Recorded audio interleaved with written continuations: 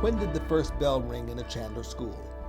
It's hard to say exactly, but it's a good story all the same. It began about 1900. Old Doc Chandler had bought up thousands of acres out here in the desert southeast of Phoenix.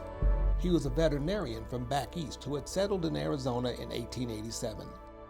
When the federal government funded the Salt River Project in 1903, the doc planned to use its irrigation canals to farm his sizable acreage, which he called the Chandler Ranch.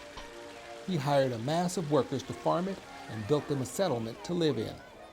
The first school in the Chandler area was open for the children of farm workers who lived on the ranch.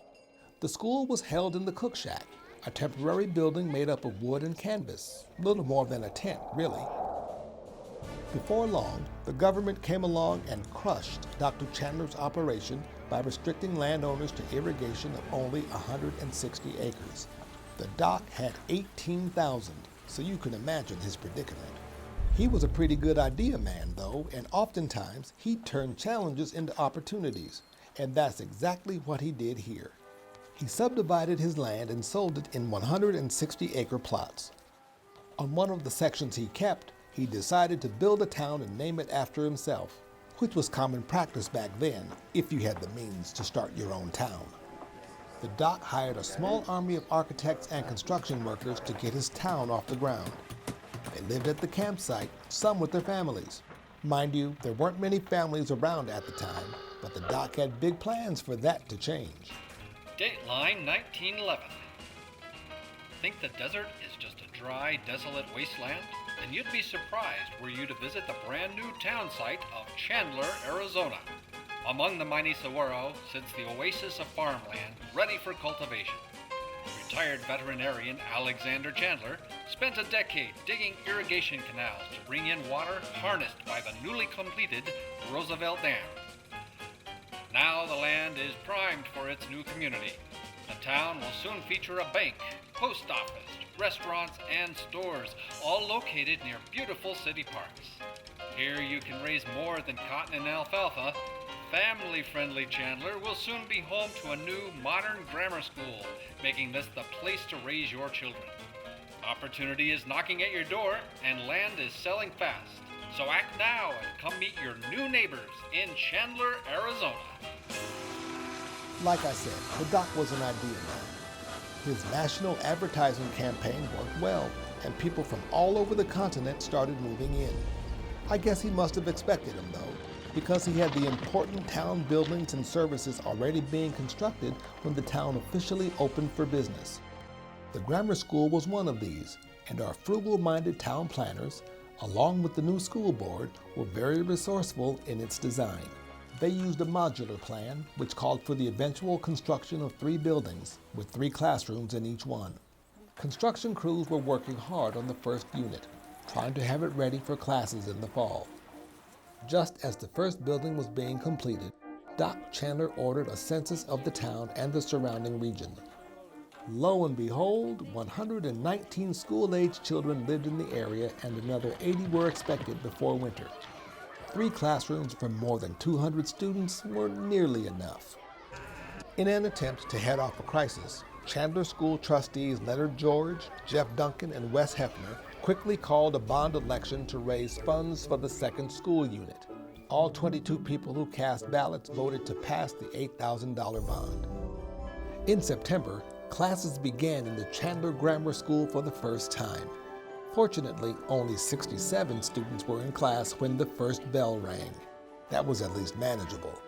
But every seat was filled in the 2 classrooms that actually had furniture. The 3rd classroom was held in reserve until it was needed. Besides, the trustees only had 2 teachers on staff.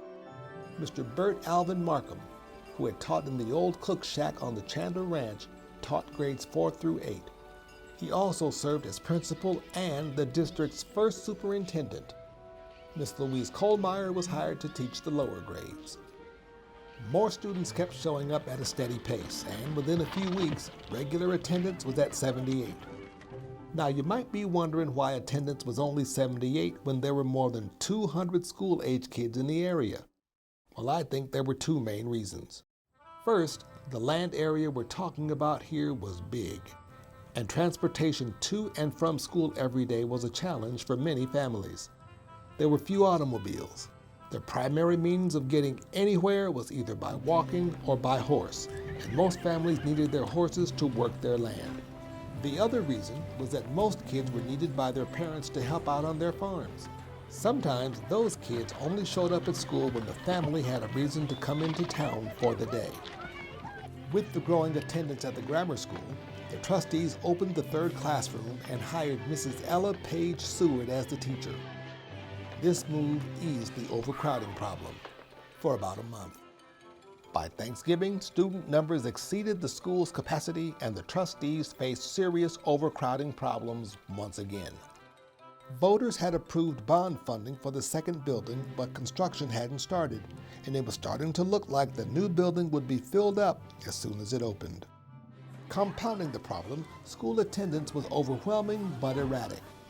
With operational funding amounts being determined by student attendance numbers, no one could say for certain how much money would be available to run the school. Still, the Board of Trustees had no choice but to take some action. The three members went to the bank and managed to pull together enough money to fund the speedy construction of a temporary classroom building. They also rented other spaces where classes could be held. They hired a fourth teacher, Miss Lillian Gollins, and urged parents in every way they could think of to send their kids to school every day. Through the hard work of the dedicated grammar school faculty and the constant efforts of the trustees, the first school year in the town of Chandler came to a close in the spring of 1913. It was hugely successful and incredibly stressful as well, perhaps too much for some. First, Leonard George tried to retire from the board, but after a mistake in the election of his successor, he was asked to stay in office for an additional year. Wes Hefner did succeed in retiring. His replacement, Mr. Frank Van Ness Dana, joined members Duncan and George. Then, before school started in the fall, trustee Jeff Duncan resigned as well. His replacement, Pastor Edmund Napoleon Larmer, was appointed to finish the unexpired term. Larmer had actually won the election to assume Leonard George's seat before the voting mix-up. Shortly after Duncan's departure, Superintendent Markham resigned too. After he announced his intentions, the newspaper ran a brief commentary. Professor Markham, who has served as head of the local school for the last 3 years, will not take up the work another year, having decided to take a course along advanced lines at the University of Chicago.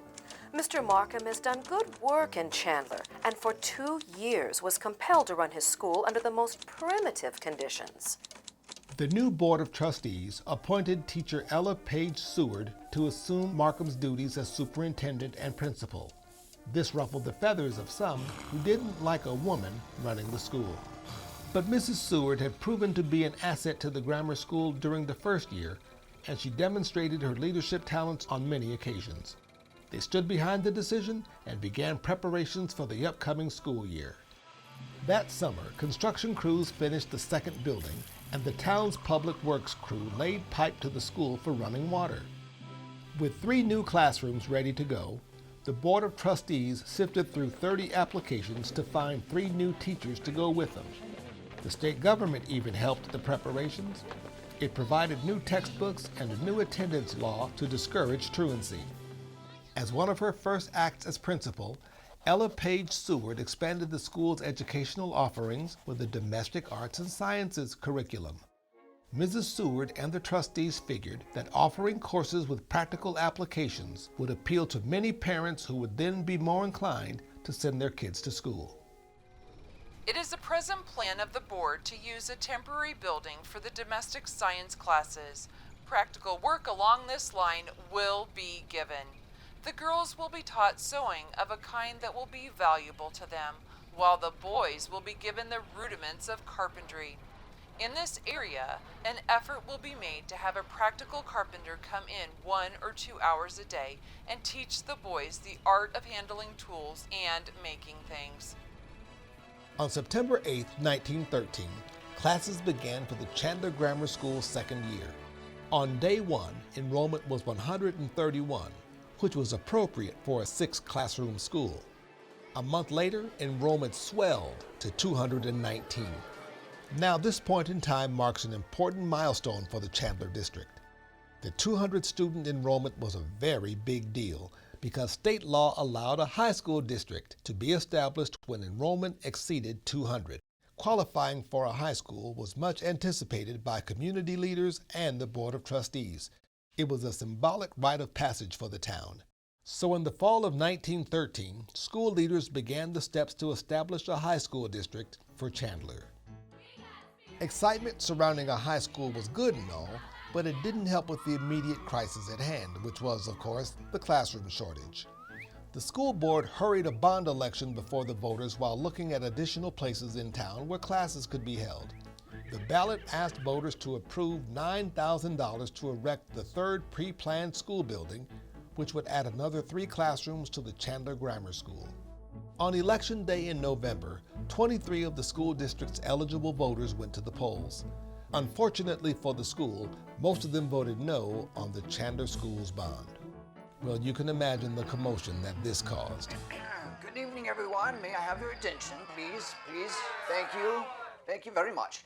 Now, ladies and gentlemen, we called this meeting to discuss our next course of action for the Chandler School in light of the failure of the bond election last November.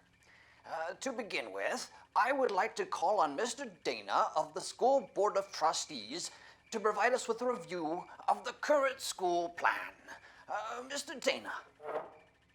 Thank you, Mr. George. Members of the Chandler community, 3 years ago, during our preparations to build this town, one of the many unknowns that we faced was the number of people, the number of families, that would be moving here in the foreseeable future. Now, because of this, the board and Dr. Chandler's group proposed to the voters the present unit system, which would eventually provide us a campus of 3 buildings containing 9 classrooms. Well, this plan was put into place to manage increasing numbers of school children and allow our newcomers a voice in building each new structure.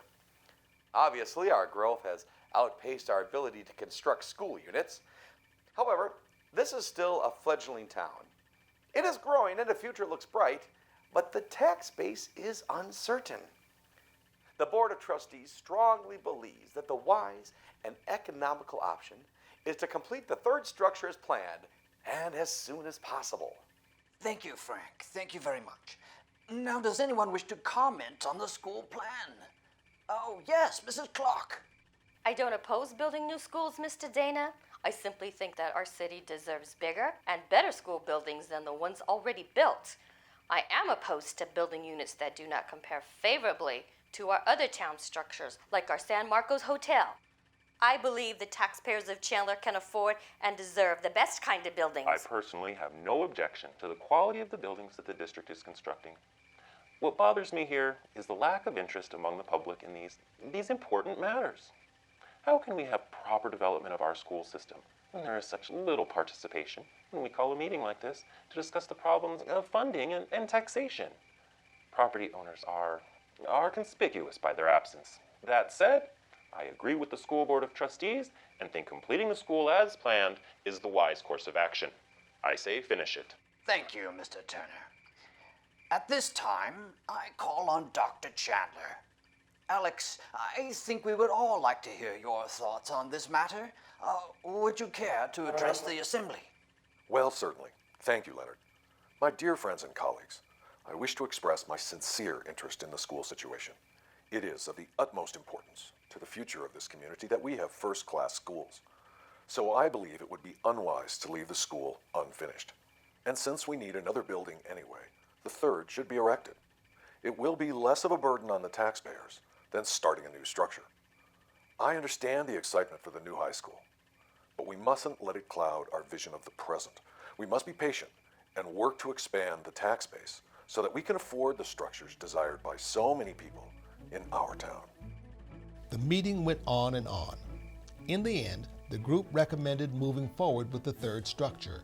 The trustees called a second bond election for March 28, 1914, asking voters for $12,000.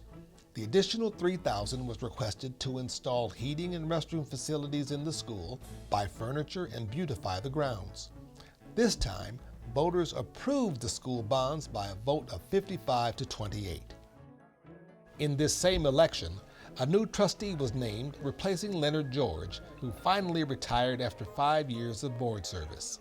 Mr. George received many praises from the townspeople for his work in the district's early formation. They named him Father of Chandler Schools for his dedication and leadership. His successor, Mr. William Robinson, was a popular author who had served on various boards in the city of Phoenix. Robinson seemed particularly well qualified to aid the effort to establish the Chandler High School. Now, the Chandler High School story is quite interesting, although somewhat peppered with complications. But I'll try my best to explain. Remember the fall of 1913, when enrollment exceeded 200 at the grammar school. Chandler qualified to form a high school district. The laws on the subject seemed straightforward enough. The Board of Trustees circulated a petition and obtained the needed signatures to call an election asking voters to approve the high school district. They submitted the petition to Mr. John Riggins, who was the Maricopa County Superintendent for Instruction. The final decision, whether or not to call an election, was his. He considered the matter for quite some time, and then he refused to call the election. The reason for the refusal is where the story first gets complicated. You see, Chandler was already largely within the limits of the Mesa Union High School District, with the remainder of it in the Tempe District. Those districts had already used Chandler's tax base to sell bonds, which funded those district schools. In fact, a quarter of the Mesa District's tax base was in Chandler. So Chandler's petition to the county forced a legal question. Could a new high school district be created from within one that already existed? County Superintendent Riggins, upon the advice of County Attorney Frank Lyman, decided the answer was no, and that any action to create a Chandler High School district would be illegal. Now, the Chandler people felt entitled to some special consideration in having a high school district established. The Mesa and Tempe high schools were a long distance from Chandler, which prevented most of our families from transporting their students each day. Only 5 students of the 225 attending the Mesa High School were from Chandler, so our community was paying 25% of the Mesa District's taxes to educate 2% of its students. And to add fuel to the fire, the Mesa District was planning a bond election that same spring to ask for an additional $150,000 to fund a new high school in its community. While the Chandler people were helpless to change the bond taxes already in place, they objected to any further indebtedness unless it was to fund a high school for Chandler. So the Board of Trustees hired a team of attorneys and sued the county superintendent in Superior Court with the goal of forcing him to call Chandler's election. In late February of 1914, Judge John Phillips, who was a future Arizona governor, by the way, he ruled in favor of the Chandler trustees and directed Riggins to call the election. But Riggins apparently felt the matter should be decided at a higher level. So once again, under the advice of the county attorney, he appealed the decision to the Arizona Supreme Court. While the high school decision was delayed in the courts, life went on at the Chandler Grammar School. Attendance that spring approached 450. The 2 existing school units were filled beyond capacity.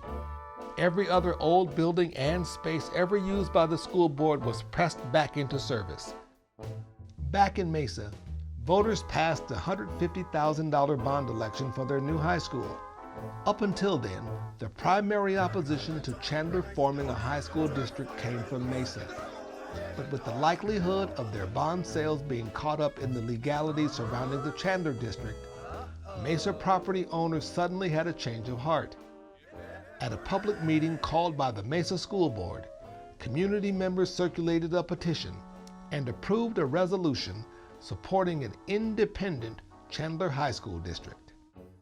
When the school year came to a close in 1914, Chandler held its first 8th grade graduation ceremony. In spite of the legal conflict, the board invited County Superintendent Riggins to hand out diplomas to the 17 graduates. The graduation ceremony kicked off an eventful summer for the Chandler school system.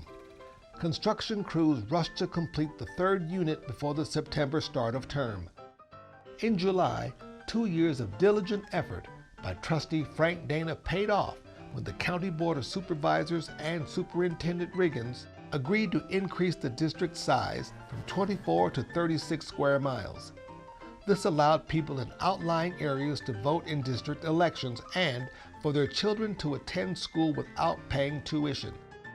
The action also increased the district tax base to $2 million. The approval of Superintendent Riggins may have indicated his softening on the high school district issue. In August, he allowed his appeal to expire, which permitted the lower court's decision to stand. Chandler could vote on the question of forming its own high school district. On Saturday, September 19, 1914, community members went to the schoolhouse and cast their ballots. By the end of the day, they had created the Chandler High School District by a vote of 45-1. As the start of school drew near, trustees Larmer, Dana, and Robinson made some important changes. First, they added 9th grade high school classes and developed a plan to add a high school grade each year as students advanced. They expanded the teaching force to a total of 12, representing the best that can be obtained from the point of character, education, and experience, they said. The board kept Ella Page Seward as superintendent and principal, but it also added a new assistant principal position. This job, the board designated to be filled by a man who would have charge of athletics and aid in teaching the high school classes. Finally, they expanded the school's domestic science and manual training courses with full equipment in each department, making them equal to any other in terms of educational advantages.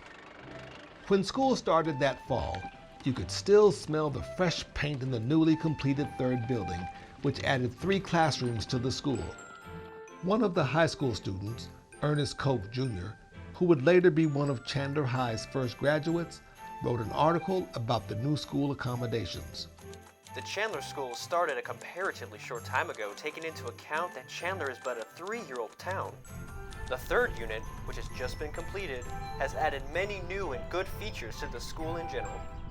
Cement walks have been constructed, sanitary lavatories and drinking fountains were also installed. The gate for buggies and horses has been arranged in the back part of the grounds. Completion of the last unit also brought the construction of a large porch connecting the 3 buildings. This is a very important feature as it enables anybody to go from one building to another in bad weather. This porch is also a very good place for the students to sit at noon and eat their lunches in the shade. Even with 3 new classrooms, the school had to operate beyond its design capacity. Temporary wooden structures and alternative spaces were still needed. Growth continued. While there was an economic boom for the community and state, it was the main cause of many more challenging days to come for the trustees and staff of Chandler Schools.